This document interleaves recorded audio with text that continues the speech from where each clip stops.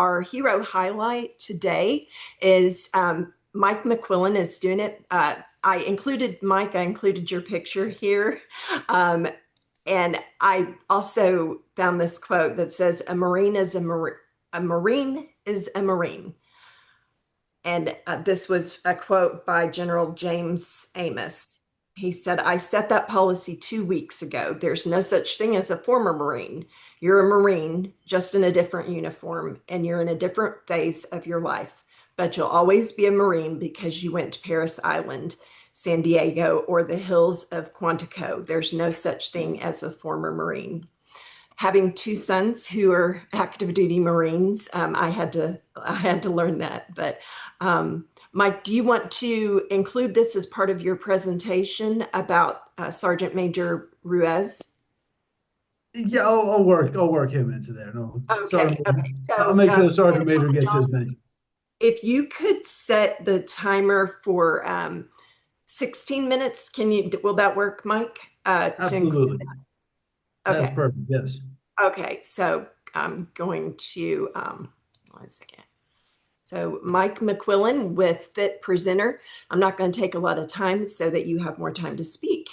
So I will turn it over to you. Thank you so much. Oh, and you want to tell them about your anniversary. Of course. Well, that again is part of the story as well. So I'll just put myself on spotlight because, well, thanks for that. And I appreciate that we start off by talking about Sergeant Major Ruiz. I do have a story involving him back when he was Corporal Ruiz, and well, we'll get to that later. But it's great to be able to speak to a veteran community. Even if you didn't serve yourself, you're part of a community that supports the veterans, and that means a lot.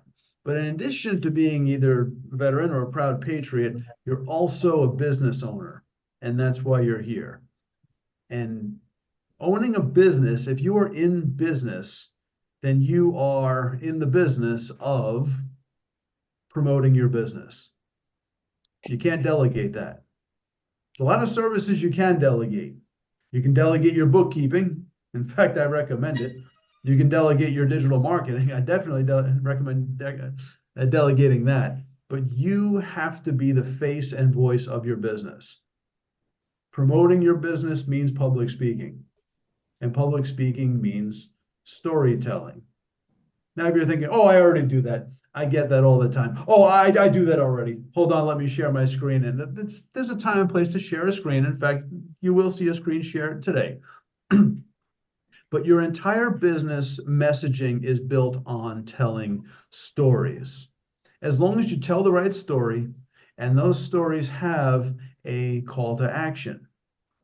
So in this 16-minute spot that I have today, that Angela was kind enough to set aside for me on this very special anniversary, we're going to look at the type of stories that you need in your story file to promote a business. And then also how to tell those stories, and then how to use that story as a lead-in to make an overture, either to do business or just to get people on your calendar or to take some kind of action. So that story is a lead magnet, because your stories are, your public speaking is the one thing that your competition is not doing. So all you have to do is put forth just a little bit of an effort, and you stand out head and shoulders over everybody. But once you give a good presentation, what you do is you move people down that process of turning them into clients. It makes the sales process a lot easier. And just before Terry mentioned Tim Joseph, and Tim didn't make it here, he's busy. Why is he busy? Because he's a client of mine. And he'll get a spot soon enough. I'm sure I'll get a plug from him. But he was in one of those, he's in the tech world, and tech and finance people especially, they get hung up. I see this all the time.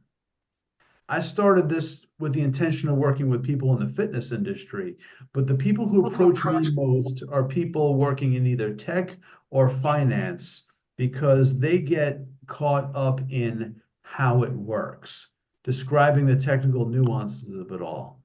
Now, once you sign them up as clients, I'm just going to mute the people who are not speaking now. once you sign up the people who are, once they're your clients, then you get to throw all the technical jargon at them. Then you get to give them all the analytics and the actuarials and all the good, the algorithms. But in the meantime, you need to make that personal connection with people. So you're not selling your services. You're not telling people why you're better than your competition. You're giving them an opportunity to get to know you so that when you have that one-to-one conversation, the process is a lot easier. So what I do first is just read off a list of the type of stories that you need. Then we'll practice how to tell it, one of those stories, and then I'll do a screen share or review everything with the slides. So you won't go without slides. If you're a visual person, don't worry, I've got you covered. But here are some stories. I recommend writing this down. I'll put it in the chat later. One story you need, obviously, is a client success story. Not so you can show how great you are, but so that you can show your process working. If you're a bookkeeper and you get somebody's books to the accountant, you cut their workload in half and save on their taxes, you are not the hero. QuickBooks is the hero. If you're in digital marketing and you got the algorithms and the keywords to grow somebody's business, you're not the hero. The algorithm is the hero of the story. You showcased your process working. And that's how the audience member, future client, sees themselves as your client. But as long as you're telling a story about a client's success, you also need a story about something that goes wrong. Not terribly wrong. If somebody broke their leg, I don't want to hear about it. If you took somebody's money and put it in Bitcoin, they lost everything, save that one for Thanksgiving, for pumpkin pie during the Thanksgiving dinner. But when something went slightly wrong, to show how you overcame.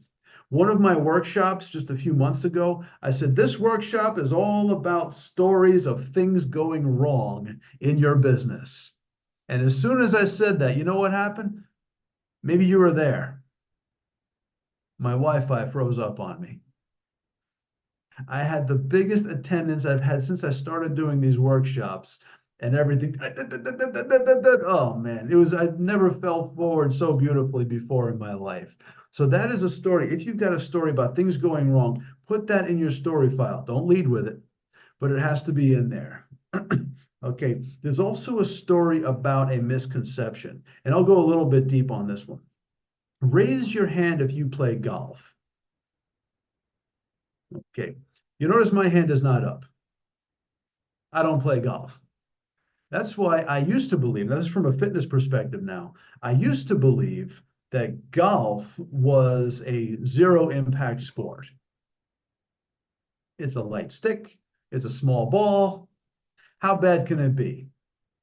Until one day when I was working as a personal trainer, a client came in and she said, "Hi, Mike." I said, "What happened to you?" "Golf." This is a client who came in as a couch potato, deconditioned, and a year later, after 14 months of training, she ran a half marathon and she crushed it. She came back 2 days later, said, "Ready to go." One round of golf, and she's twisted up like a twisty slide. It turns out, even though it's a light stick, you have to rotate your body to 270 degrees and arch your back into that dreaded C curve in order to drive that little ball a couple hundred yards, times 18 holes, plus the short game, plus prolonged walking and standing. Golf takes its toll on the body. So I learned something that day. Did you just learn something?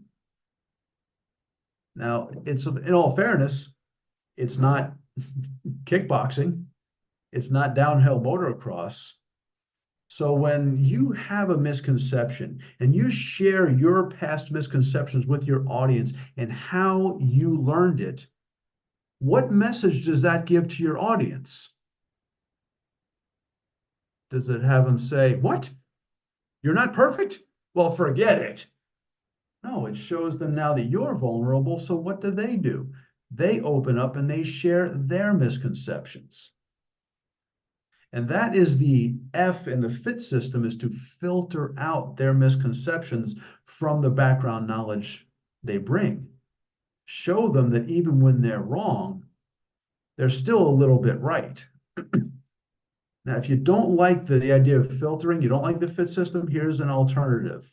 You can say it like this: I'm right, you're wrong. Now hand over the credit card. Ready? Sweet. So far we have stories of a success story, a story where things didn't quite go so perfectly, and of some kind of a misconception. But the story I really want to focus on today is your backstory as to why you're in business. For you to be in business for yourself now, most likely something went terribly wrong in your professional life, to the point that working for a living is no longer an option. The salary, the paycheck, the, the paid vacation, the office with the vending machine that's always fully stocked, those days are long gone. The only option you had left was to jump out of the airplane and figure out how the parachute works on the way down. And that is the life of a solopreneur. Do you think that story has relevance to your audience? Yeah, if you tell it the right way. Your backstory as to what got you there, to where you are now. Here's a couple of tips, and we're going to go over how to present this with conflict. Number one, that story, so many people will put that story at the beginning. Don't do it. It's too intense. Now, I'm not mocking anybody who's been through this, but it's a little bit ridiculous when you hear, I was broke, I was homeless, I was divorced, I was depressed, I was miserable, my kids didn't talk to me, and I had a rare blood disease. Now let's talk about graphic design. It's a pretty heavy downshift, isn't it? Instead, your personal story as to what got you where you are and why you're doing what you're doing, that goes at the end. So you tap into your audience's understanding of what you do, give them some value, and then when you've earned it, you get to tell your own personal story. So we go with is called conflict, more conflict, your conflict. Let me give you an example. Think of a movie, really popular movie where there's a lot of conflict that everybody knows all around the world. Let's think of Titanic, shall we? Okay, you know the movie Titanic? What's the initial conflict? This is, since I'm in Peru, it's Titicaca for me. This is going across Lake Titicaca. What's the initial conflict of that story? The ship sinks. That's the secondary. Before it sinks, Papa John, it hits the iceberg. There's the initial conflict. Uh-oh, we hit the iceberg. Now, if that's the end of the conflict, it's pretty, so whatever first went wrong, that's just the inconvenience. That's the initial, but the real conflict, and Papa John got it right, is when the ship begins to sink. Oh, they built the ship Titanic. That's how they use them. Okay. That's when we need to solve this. Either you resolve this conflict or something bad's going to happen. And when you elevate that conflict, now there's urgency to solve it with you. But the third level of conflict, and this is the difference in storytelling that most people are not doing, and that is the internal conflict. For 85 years, we cared more about the ship than the people on it until that movie came out. Suddenly, it's the love story between Jack and Rose, or here it's Joaquin and Rosita. Me, all honesty, I've never seen the movie. Rumor has it does not have a happy ending. But the point being that love story, that's the internal conflict. That's the conflict that needs to be resolved when that audience tells you, Shane, Lisa, you are not leaving that stage until we resolve this conflict. And that is what makes you a world-class storyteller. That is when they feel that with you. The next thing to do is quite simply give them that is the reason. The conflict that you resolve in your story is the same conflict that you resolve for your audience and for your clients. Now you're not just telling stories to entertain, you're telling stories in order to build interest, show your audience, show them you actually doing your work, resolving the conflict so they see themselves. I'm Jack. I'm Rosita. I want to be on that Titanic so you can save me. Now, you heard Angela mention. Okay, 25 years ago today, I got out of the Marine Corps. Now, when I joined, I signed up in public affairs and I said, okay, I'm going to be the warrior poet. I'm going to fight the good fight, tell the story, be the hero and the savior and the sovereign and all that. Then they stationed me in a small logistics depot in the California desert at Marine Corps Logistics Base, Barstow, California. 3 years chasing tumbleweeds. Now, it had its charm, but not exactly the experience I was looking for. And that's when I made the decision I'm only going to serve 4 years. So now my whole life, my whole Marine Corps experience is the Barstow Log, that 8 to 12 page base newspaper. And when my time was up 25 years ago today, I got on an Amtrak thinking, did I really serve? Did what I did my work really make a difference? Somewhere between Albuquerque and Kansas City, I sat down for dinner, the dining cart with a gentleman and his 2 kids. We were sitting down. Turns out he was a Marine Corps colonel from Camp Pendleton. And he had a picture that I took on his desk. It was Brian, you're going to like this. It was an environmental thing. He was the environmental officer at Camp Pendleton. And I was taking pictures of the base commander, Colonel Costa, riding an e-bike that they were going to use on base instead of gas-powered vehicles. So my work has been featured around the Marine Corps. So for me, it's not about the adventure. It's not about fighting the good fight. It's about telling the stories. That was one of my last stories, was telling the story of the colonel and the e-bike. But one of my first stories was the Marine of the Quarter story of the Marine of the Quarter, Corporal Carlos Ruiz. And wouldn't you know it, today he is now the Sergeant Major of the Marine Corps. At that little base, when I thought I'd never do anything, meet anything, my next door neighbor in the barracks was now the Sergeant Major of the Marine Corps. That's the power of community, and that is the power of storytelling. It was my contribution then, it's my contribution now. With this time, if it's okay, Angela, I'd like to share my screen just to show my slides. Yes, Just to go ahead. review. Take Yeah, a just couple to minutes. okay, thanks. This is just to let me, slideshow, okay. One more reason why I don't like to start with a screen share is because technology.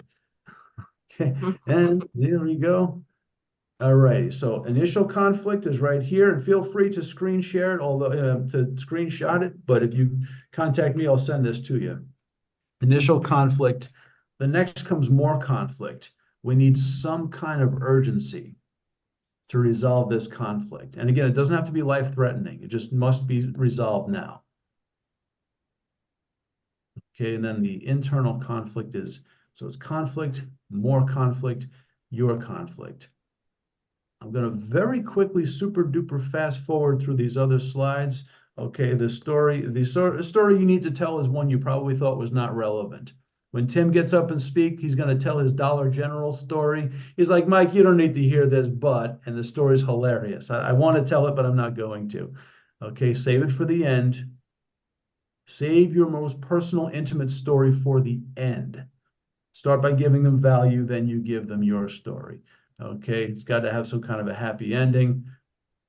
We'll talk more about this. Hop on a call with me. We'll talk more about this, or come to my workshop next week. Okay, the happy ending is that your system worked. You heard me say that. Okay, there's some more things. Oh, look at that. Somewhere along this journey, I met my speaking mentor, hero, and idol, Craig Valentine. He and I have partnered up on the Essentials of Storytelling, normally $50, but in honor of my anniversary, it's $20 off. Scan the QR code and you can save 20 bucks. If you're serious about this, you want to make an investment in your ability to tell stories, you'll never get more and pay less than with this product, but I'm not going to oversell it. I want to make it available to you. I'll also put the link in the chat so you can follow as well. Questions, comments, concerns, or happy songs? Thank you so much, Mike, for that. That was very, I'm always just glued whenever you do your presentation. Yeah, So thank I you. highly recommend for everybody to connect with Mike, everybody here. Mike, you and I need to set up another one-to-one because, so as it turns out, the day that we were supposed to meet, I was getting an x-ray of my foot, which is broken, by the way. Oh, no, I was going to ask, Angela. I was going to ask. I didn't want to make an example of you and how to sequence the conflict. Oh, no, the foot's broken. Oh, no, what if I miss my appointment with Mike? But I didn't want to put you on Yeah. blast. So I'm sorry about your I foot. just found this out like a few minutes ago because I got logged in and checked out my. But anyways, so yeah, we need to set up a one-to-one. Everybody set up one-to-ones with Mike, and if you have questions, put them in the chat, and everybody put your information in the chat, please. So that, and thank you for your service, Mike. I love the way that you worked the whole thing with was it Colonel Ruiz? Sergeant Major Ruiz, Colonel Linderberg was the environmental officer. Colonel Oh, Costa okay. was my base commander. Sergeant Major Ruiz was a corporal when I knew him, then a sergeant. Good Oh, people. I liked him. that's cool. That's awesome.